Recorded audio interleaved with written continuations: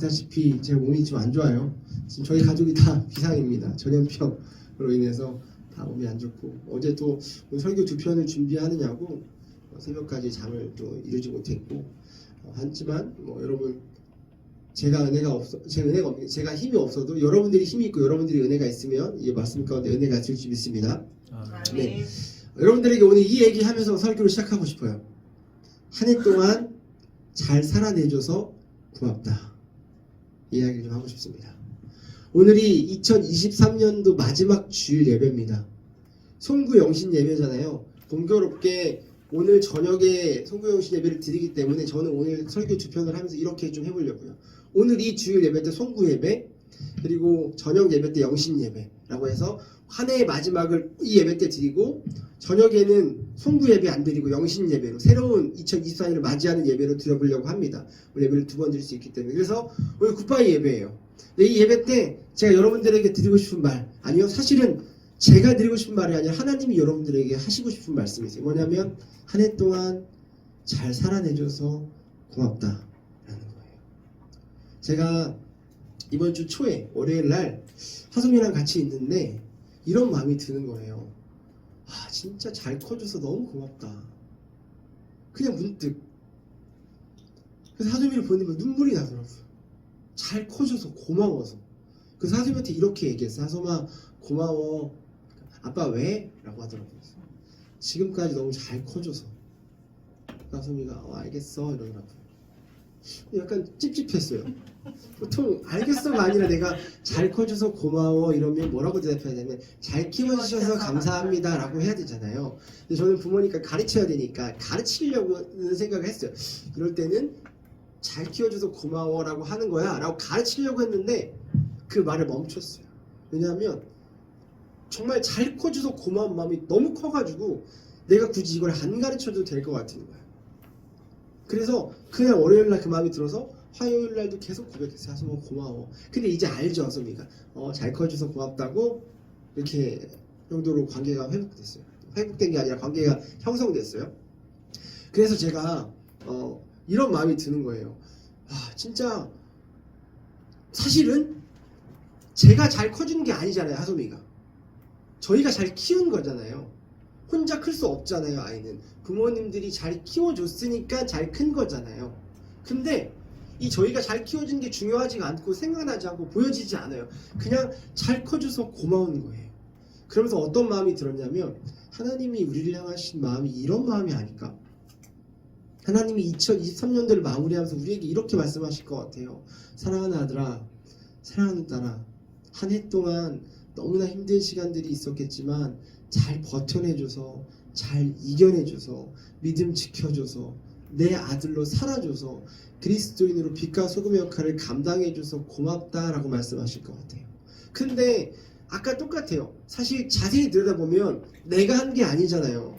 하나님이 하셨잖아요. 그렇게 살아내게 하나님이 힘 주셨잖아요. 한번 잘 생각해 보세요. 진짜 우리가 우리 힘으로 했다고 생각하는지. 우리 포기하고 싶은 순간 많았잖아요.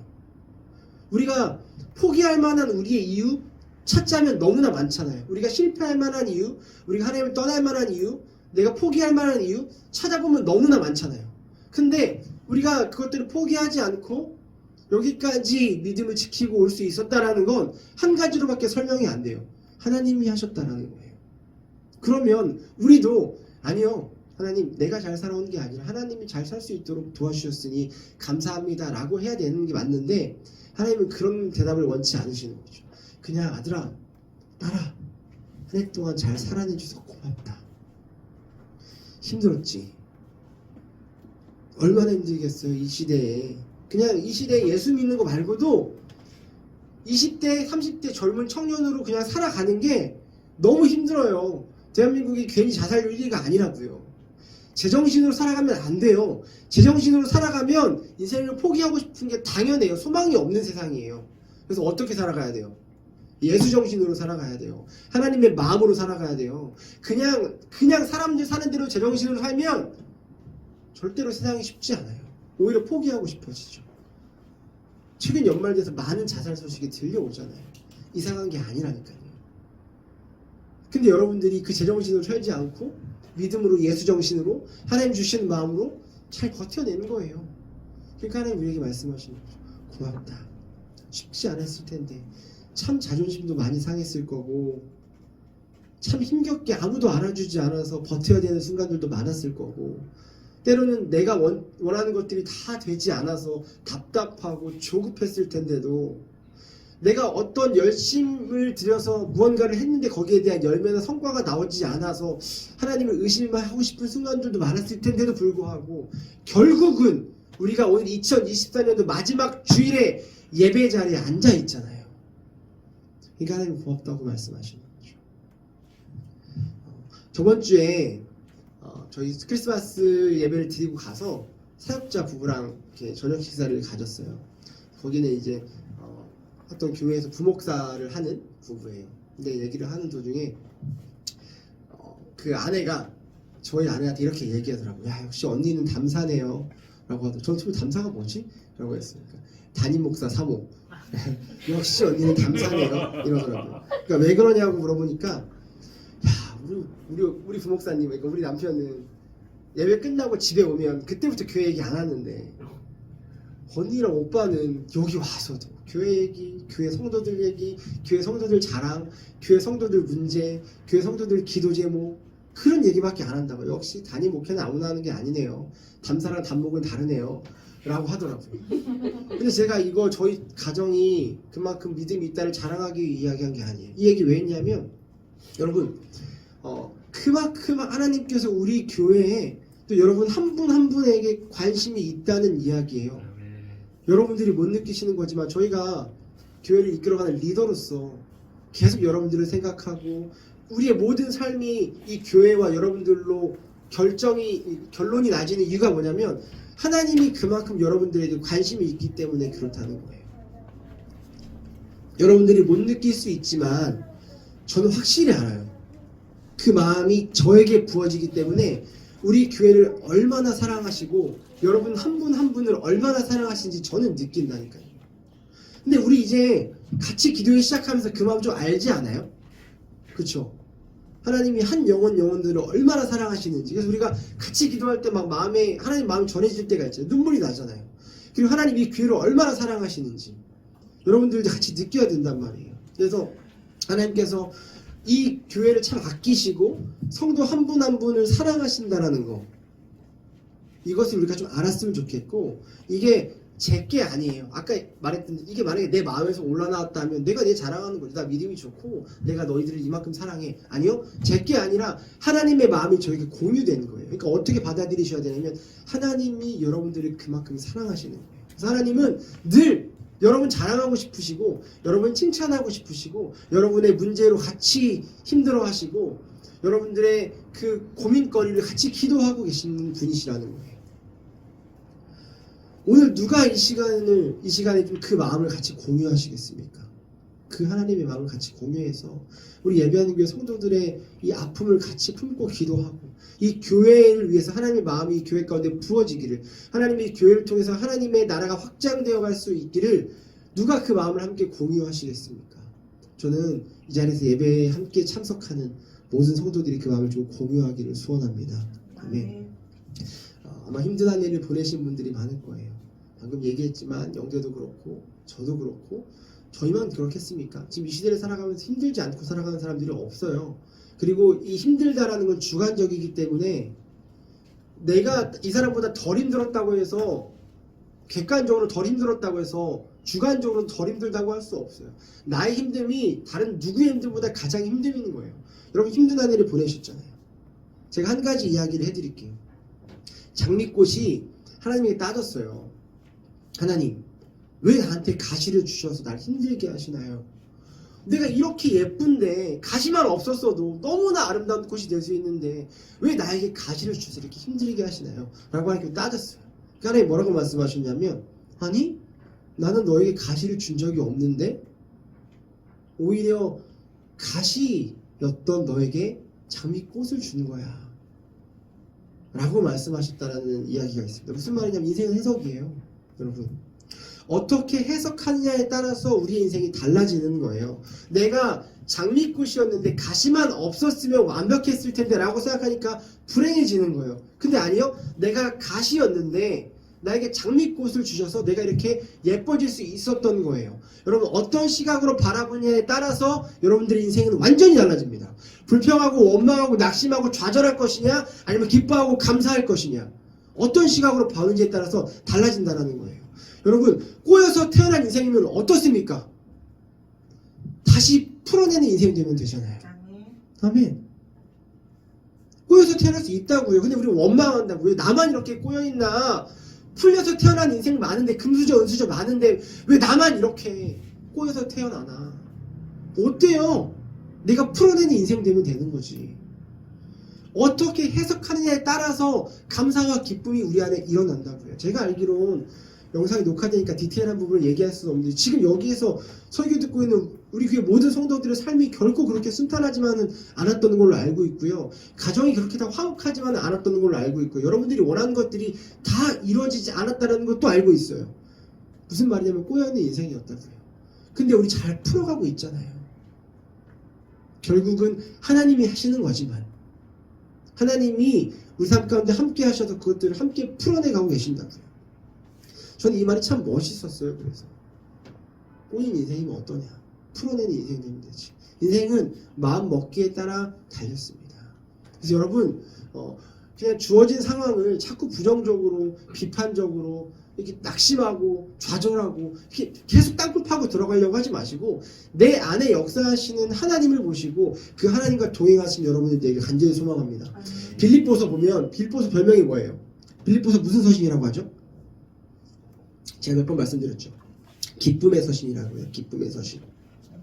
빌립보서에 보면 4장 6절에서 7절에 보면 아무것도 염려하지 말고 하나님께 감사함으로 아뢰라 라고 이야기해요. 아무것도 염려하지 말래요. 근데 빌립보서가 무슨 서신이냐면 옥중 서신이에요. 바울이 감옥에서 썼던 서신이라고 해요. 근데 항상 기뻐하라고 이야기해요. 감사하라고 이야기해요. 염려하지 말라고 이야기해요. 아이러니예요. 바울은 지금 그럴 수 있는 상황이 아니잖아요.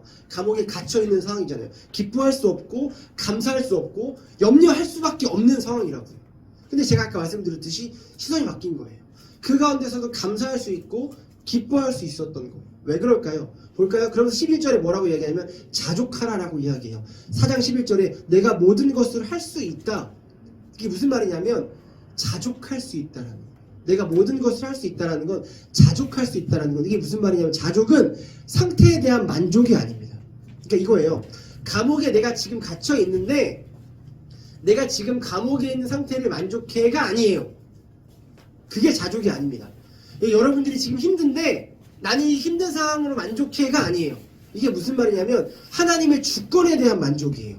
자, 하나님께서 어떻게 여러분들을 인도하시든지 내 인생이 하나님의 손 안에 잡혀 있다면 나는 괜찮다 라는 고백이 자족하겠다라는 거예요. 아프지만 괜찮다, 힘들지만 괜찮다. 왜요? 하나님이 나를 버려둔 게 아니라 이 모든 것이 하나님의 인도하심과 계획 안에 있기 때문이다 라고 노진중 목사님이 말씀하셨어요. 저는 참 그 말에 공감이 되더라고요. 여러분, 자족하는 신앙이 여러분들에게 있기를 소망합니다. 이 말은 여러분들의 삶이 여러분들이 원치 않는 최악의 상황이어도 그 상황이 하나님의 계획과 간섭과 인도하심 가운데 있다는 것을 믿고 그 하나님과 동행하면서 살아가시라고요. 어떻게 해석하고 어떤 관점으로 바라보느냐에 따라서 감사와 기쁨으로 살 수 있다고요. 제발 오래 살 수 있다라고 착각하지 마세요. 20대니까 내가 아직 60년 더 살 거라고 착각하지 마세요. 하나님 부르시면 가야 되는 게 우리의 인생이에요. 근데 이 짧은 인생을 자꾸 우울해하면서 낙심하면서 좌절하면서 걱정하면서 염려하면서 사실 겁니까? 또 이렇게 생각하죠. 잠깐 내가 지금 힘드니까 이 힘든 시간만큼만 힘들어해야지. 아니요. 그 힘듦이 인생 끝까지 가는 거예요. 그러니까 빨리 여러분 관점을 바꾸셔야 돼요. 시선을 트셔야 돼요. 하나님께로. 자꾸 왜 가시를 주셨냐고 원망하지 마시고 가시덤불이었던 나에게 장미꽃을 주셨음을 인정하고 오히려 이 가운데 내가 함께 하신 하나님 바라보는 여러분들에게 간절히 소망합니다. 영국의 사학자 토마스 칼라일이라는 사람이 이런 이야기를 했습니다. 길을 걷다가 돌이 나타나면 약자는 그것을 걸림돌이라고 하고 장자는 그것을 디딤돌이라고 이야기한다. 너무나 멋있는 말이죠. 저는 이걸 좀 신앙적으로 바꿔서 얘기해 볼게요. 신앙생활을 하면서 고난 만날 수 있어요, 없어요? 있죠. 신앙생활을 하면서 고난을 만날 때 하나님과 동행하는 자는 그것을 디딤돌로 여기고 하나님과 더욱더 가까워집니다. 아멘? 그러나 하나님과 동행하지 않는 자는 그것을 걸림돌로 여기고 하나님을 원망하고 불평하면서 하나님과 멀어지게 되는 거예요. 여러분 어떤 거 선택하실래요? 예수 믿는 사람에게 있어서 고난은 필수적인 거라고요. 그리고 제대로 믿으려고 하면 할수록 더 힘든 일이 생길 거라고요. 그때 어떤 결정을 하시겠어요? 걸림돌이라고 생각하실래요? 디딤돌이라고 생각하실래요?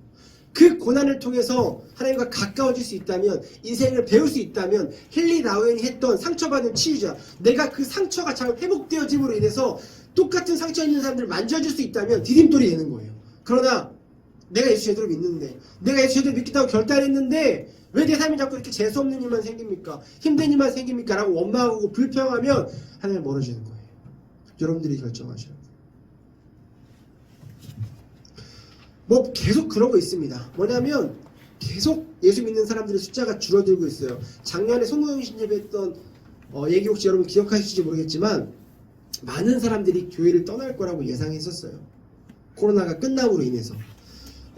작년에 많은 사람들이 코로나가 끝나는 시점을 기준으로 해서 조사를 해봤는데 한국교회의 미래를 걱정해야 될 정도로 진짜 많은 사람들이 교회를 떠났어요. 200만 명이 교회를 떠났다라는 조사가 나왔단 말이에요. 여러분 대한민국 5천만으로 잡아봅시다. 최대 5천만으로 잡으면 대한민국 정말 가장 좋았을 때, 가장 기독교 인구가 많았을 때의 물론 허수예요. 그러나 이렇게 막 자랑하고 뽐내려고 했을 때 가장 높은 수준을 잡는 게 20%란 말이에요. 20%. 그럼 5천만 중에 20%면 얼마예요? 1000만이죠. 1000만 기독교인 중에, 허수예요 물론, 1000만 기독교인 중에 코로나 때 몇 명 떠났다고요? 200만 명 떠났다고요. 5분의 1 떠난 거예요. 10명 중에 2명 떠난 거예요. 근데 이게 허수예요. 그리고 그때 1년 전에 200만 명이 떠나면서 뭐라고 얘기했냐면 앞으로 이 2023년 한 해에 더 떠날 거다. 코로나가 종식되면서 집에서 온라인으로 예배드렸던 청년들이 이제는 교회를 안 나갈 거다 라는 예측이 있었는데 1년이 지나온 지금 그 예측이 맞아요, 안 맞아요? 맞아요. 많은 사람들이 가난한 성도가 돼서 교회 나오지 않고 집에서 그나마 근근히 영상으로 예배 드리다 이제는 그 영상으로조차 예배 드리지 않고 교회를 나가지 않는 사람들이 너무나 많습니다. 여러분 이게 끝이 아니에요. 앞으로 더 떠날 거예요. 왜요? 왜 그럴까요? 성경이 그렇게 이야기하고 있기 때문에 그래요. 마지막 때가 될수록 배교하고 하나님을 대적하고 떠나는 자들이 더 많이 일어난다라고 이야기하고 있습니다. 그리고 교회는 반드시 그런 고난을 겪어야 한다라고 이야기하고 있습니다. 우리는 그런 일을 겪을 때 그 대상들을 욕하고 비난하며 원망하는 게 아니라 이때 어떻게 해야 돼요? 마지막 때가 왔구나 라는 것을 인지하는 것이 진정한 신앙인의 태도입니다. 그래서 인지하고 어떻게 해야 될까요? 마지막 때구나 하고 인지하고 끝이 아니라 중요한 게 있죠. 뭐죠? 성경에서 늘 이야기하는 거. 마지막 때가 되면 뭐 하라고 이야기해요? 깨어있으라. 아멘. 깨어있으라. 그리고 하나 더 신약에서 나오는 거. 모이기에 힘쓰라. 모이기에 힘쓰고 깨어있으라. 왜요? 안 모이면 절대로 너는 너의 신앙을 지킬 수가 없다. 여러분 일주일에 한 번 모인다고 될 것 같아요? 절대 안 됩니다. 모이기에 힘써야 돼요. 더 나아가서 깨어있어야 돼요. 더욱더 주님을 예배해야 된다고요. 어쨌든 여러분 이런 상황에서 우리는 지금까지 믿음을 지켰어요. 너무 감사한 은혜예요. 여러분 다 교회를 떠나가고 있는 시대에 우리가 마치 연어처럼 이익을 거스르고 있잖아요. 다 떠나가고 있는데 우리 안 떠나가고 우리 믿음을 지키고 있다고요. 물론 그 믿음을 지키게 하신 분이 하나님이십니다. 그래서 하나님만 영광 받으셔야 돼요. 너무 하나님께 감사해요. 그러나 쉽지 않았잖아요. 그 시간들. 여러분 너무 힘드셨잖아요. 믿음 지키기, 신앙 지키기. 그리고 이 정말 제정신으로 살아갈 수 없는 이 세상에서 나 혼자 이렇게까지 신앙생활을 해야 되나? 라는 고민 참 많이 하셨잖아요. 그러나 여러분 힘들고 포기하고 싶은 순간들도 참 많았지만 지금의 결과를 생각하십시오. 결국은 하나님이 여기까지 우리의 삶을 인도하셨고 2023년도 마지막 주일에 우리를 예배 자리에 앉혀놓으셨습니다. 무슨 말이냐면 너는 내 자녀다라는 뜻이에요. 난 널 절대 포기하지 않는다. 어떤 상황에 있든 지금까지 내가 너의 믿음을 지켰듯 내가 너의 삶을 끝까지 인도해 가시겠다라는 증거란 말이에요. 그러니까 우리가 감사할 수밖에 없는 거죠. 이게 얼마나 큰 은혜입니까? 저는 우리의 마지막 인생의 마지막에도 이런 고백이 좀 있기 원해요. 인생을 다 살고 인생이 마무리되는 그 순간에 하나님 여기까지 믿음을 지킬 수 있도록 인도해 주셔서 감사합니다 라는 은혜가 우리 안에 있기를 소망합니다.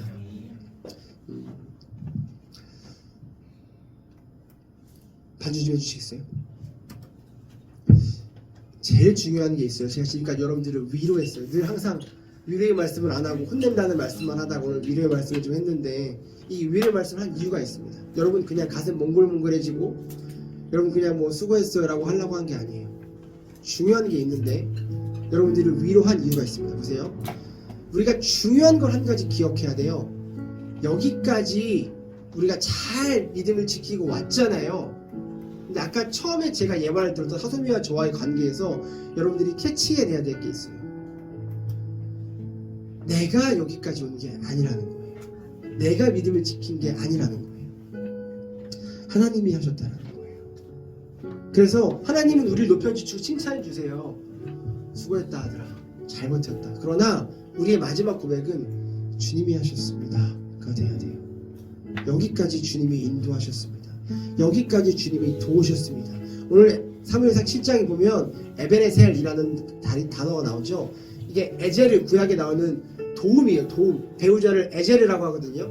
에젤 그리고 에벤 에젤 이게 도움의 돌이라는 뜻입니다. 그 돌을 기념비로 세우면서 사무엘이 이스라엘 백성들에게 여기까지 인도하신 하나님을 기억하자라는 의미로 에벤에셀이라는 돌을 세우는 거예요. 기념비를 세운 거예요. 자, 무슨 말이냐면 여기까지 인도해 오신 그 하나님 우리가 기억하자라는 겁니다. 이 2023년도 마지막 예배 때 올해 참 하기 힘들었지만 잘 살아왔고 잘 버텼잖아요. 경제와 정치 여러분 개인의 여러 가지 힘든 상황들을 잘 버텼어요. 무엇보다도 예수 믿기 힘든 이 시기에 다 교회를 떠나고 교회를 형식적으로 다니지만 제대로 믿지 않는 이 시대에 여러분들 몸부림쳤단 말이에요. 어떻게 해야 내가 제대로 예수를 믿을 수 있을지. 근데 그게 우리의 결단과 의지로 되어지는 게 아니라는 걸 여러분들 아셔야 돼요. 하나님이 하신 거예요. 그러니까 앞으로도 하나님이 하실 거라는 걸 믿으시었으면 좋겠습니다. 아멘. 여러분 신앙은 여기까지 온 이유를 발견하는 것이에요. 그 이유는 하나님의 은혜인 줄 믿습니다. 아멘. 그래서 우리가 소망할 수 있는 거예요.